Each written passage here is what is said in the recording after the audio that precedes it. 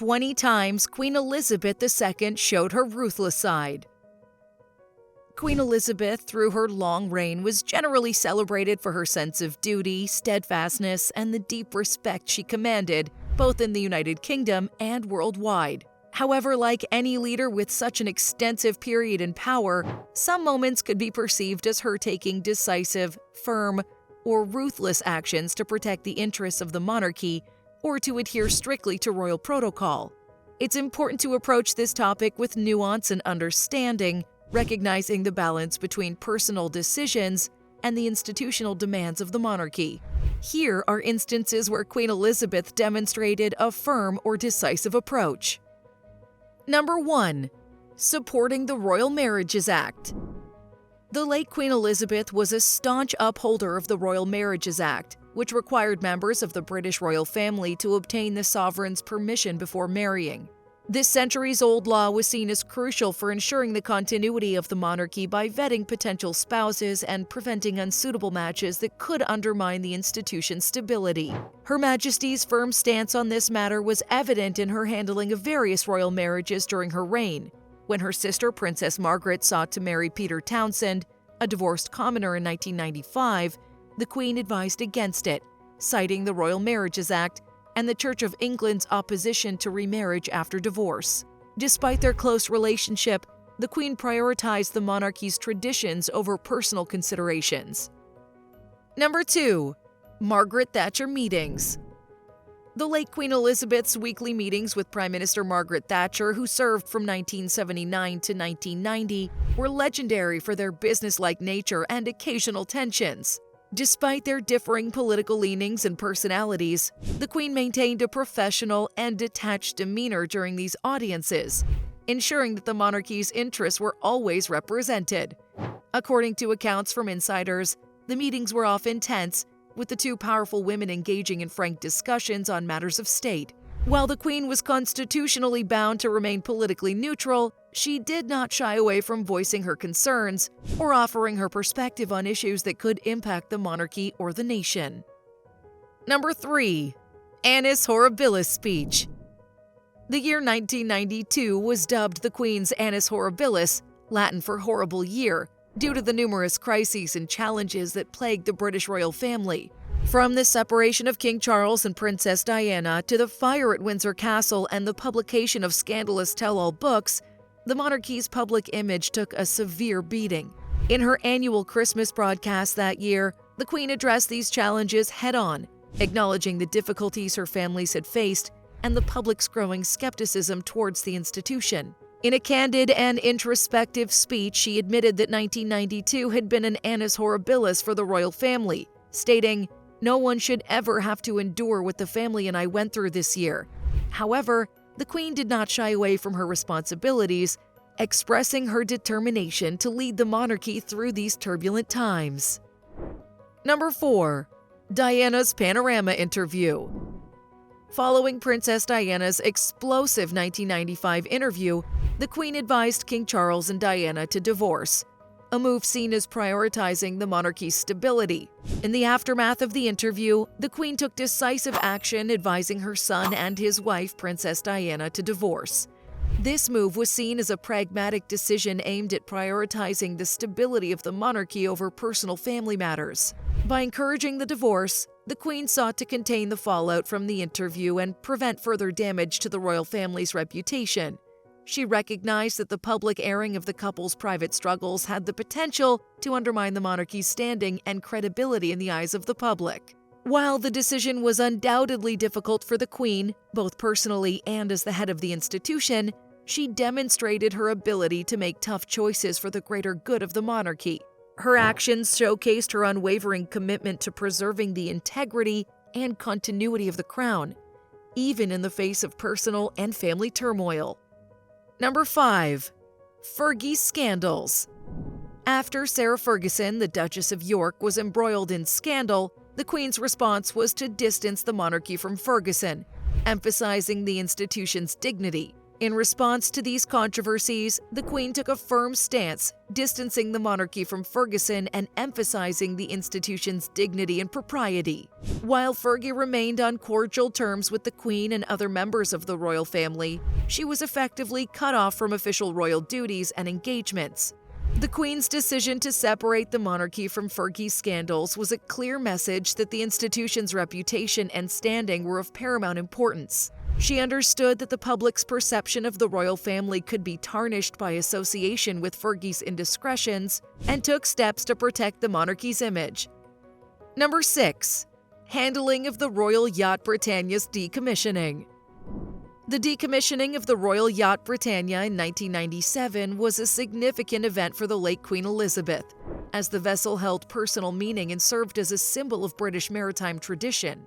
However, in a pragmatic move that demonstrated her awareness of public sentiment, Her Majesty decided against replacing the aging yacht, citing concerns over the substantial costs involved.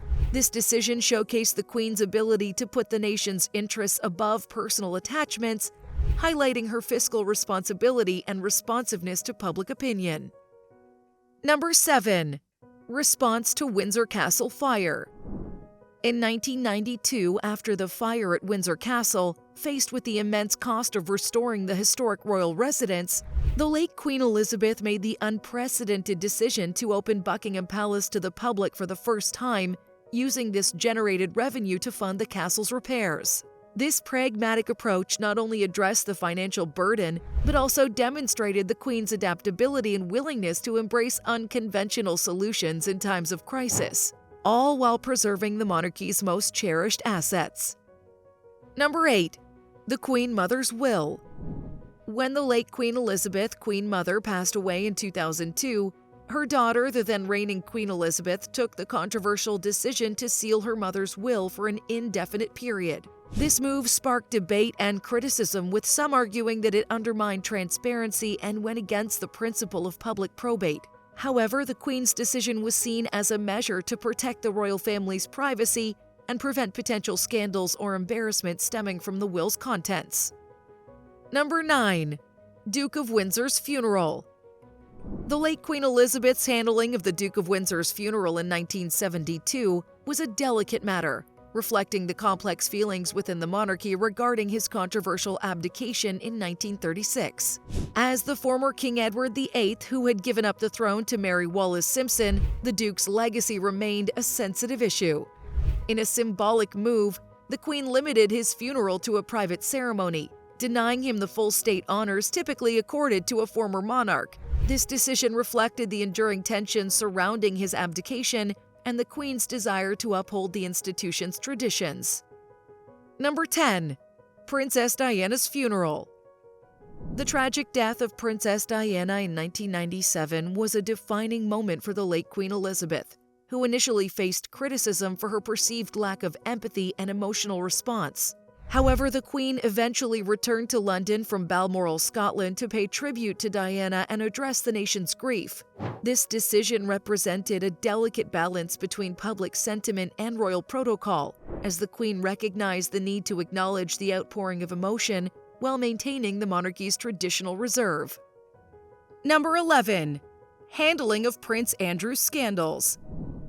The late Queen Elizabeth's handling of the scandal surrounding her son, Prince Andrew, and his association with convicted sex offender Jeffrey Epstein was a significant test of her resolve. In a decisive move, the Queen stripped Andrew of his military titles and royal patronages, effectively removing him from public duties. This step, while undoubtedly difficult on a personal level, demonstrated the monarch's commitment to preserving the integrity and reputation of the monarchy, even at the cost of distancing a member of her own family.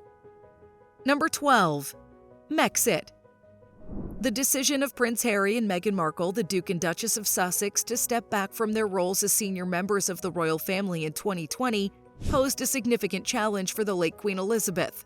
Dubbed Megxit, this move threatened to disrupt the monarchy's established order and raised questions about the institution's future. However, the Queen's response was measured and decisive, allowing the couple to pursue a more independent path while ensuring the monarchy's core functions remained intact. This delicate balancing act showcased the Queen's ability to separate personal family matters from her duties as the sovereign. While undoubtedly saddened by the personal family dynamics at play, she recognized the need to prioritize the monarchy's core functions and stability. After a period of intense negotiations, the Queen brokered a deal that allowed the Sussexes to pursue a more independent path, stepping away from their official duties while retaining their royal titles. Number 13. Not using public funds for royal weddings. Throughout her reign, the late Queen Elizabeth maintained a firm stance on the financing of royal weddings, insisting that these events should not place an undue burden on public funds. This approach not only demonstrated fiscal responsibility but also highlighted the monarchy's sensitivity to public perceptions and its commitment to avoiding excessive extravagance. By ensuring that royal nuptials were funded primarily through private means, the Queen aimed to strike a balance between maintaining tradition and respecting the financial constraints faced by the nation. Number 14. Christmas speeches.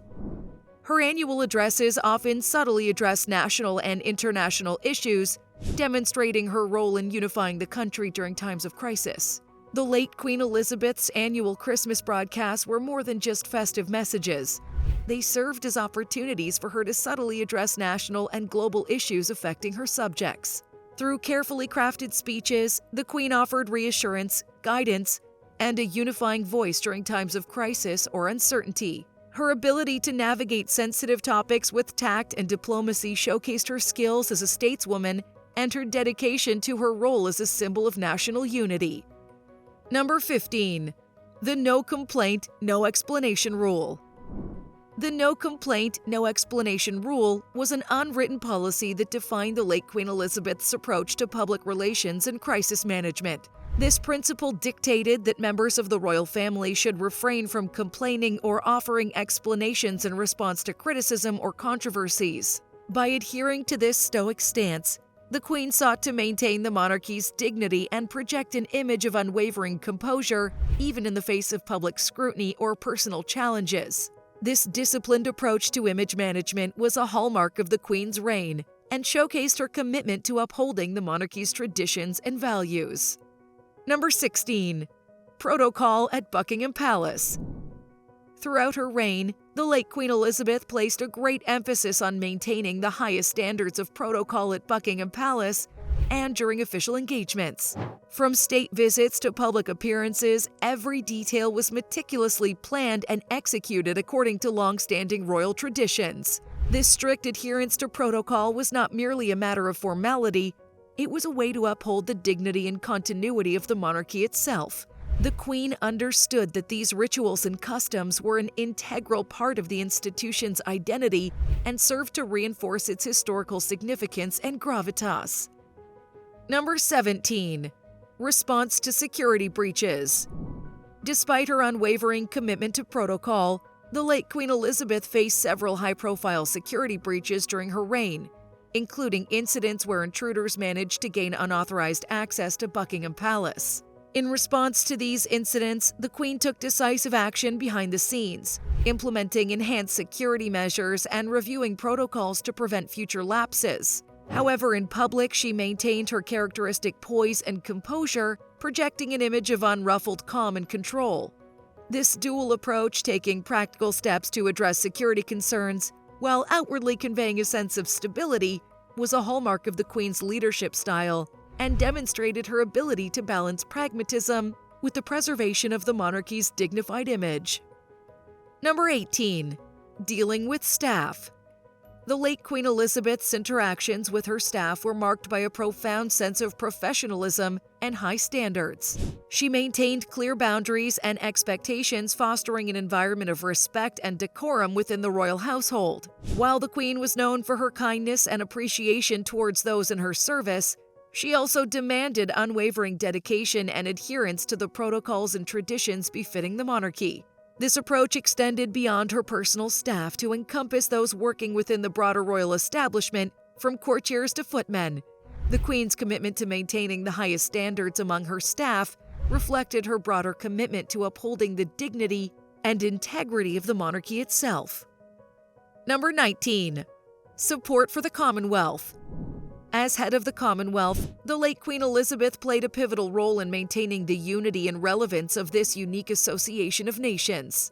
Throughout her reign, she remained a steadfast supporter of the Commonwealth, even as it navigated complex political and social challenges. The Queen's unwavering commitment to this organization stemmed from her belief in its principles of cooperation, mutual respect, and shared values. She understood the importance of the Commonwealth as a unifying force, transcending individual national interests and fostering global understanding. Number 20. Adaptation to modernity. While fiercely protective of the monarchy's historic traditions, the late Queen Elizabeth also recognized the importance of adapting to the changing times. Throughout her reign, she embraced various technological advancements and modernization efforts within the royal household, striking a delicate balance between preserving the institution's heritage and embracing progress. From the introduction of televised royal events to the adoption of digital communication channels, the Queen ensured that the monarchy remained relevant and accessible to a rapidly evolving world. This willingness to adapt, while still honoring centuries-old customs, exemplified the Queen's pragmatic leadership and her understanding that the monarchy must evolve to maintain its relevance and connection with the people it serves. Throughout her remarkable 70-year reign, Queen Elizabeth demonstrated her commitment to the British monarchy, even when it meant making tough and sometimes ruthless decisions. From upholding the Royal Marriages Act to handling family scandals and crises, the late Queen's actions showcased her ability to prioritize the institution's stability and continuity over personal matters. Whether it was distancing the monarchy from controversies, managing the fallout from explosive interviews, or adapting to modernity while preserving traditions, Her Majesty's resolve was evident. She understood that the Crown's integrity and public perception were paramount, and she was willing to take decisive steps to protect the monarchy's interests, even if it meant making difficult choices. So what do you think was the Queen's most ruthless decision during her time on the throne? Leave your thoughts in the comments down below. And don't forget to like, share, and subscribe to our channel for more insightful videos on the British royal family. Thanks for watching, and until next time, bye!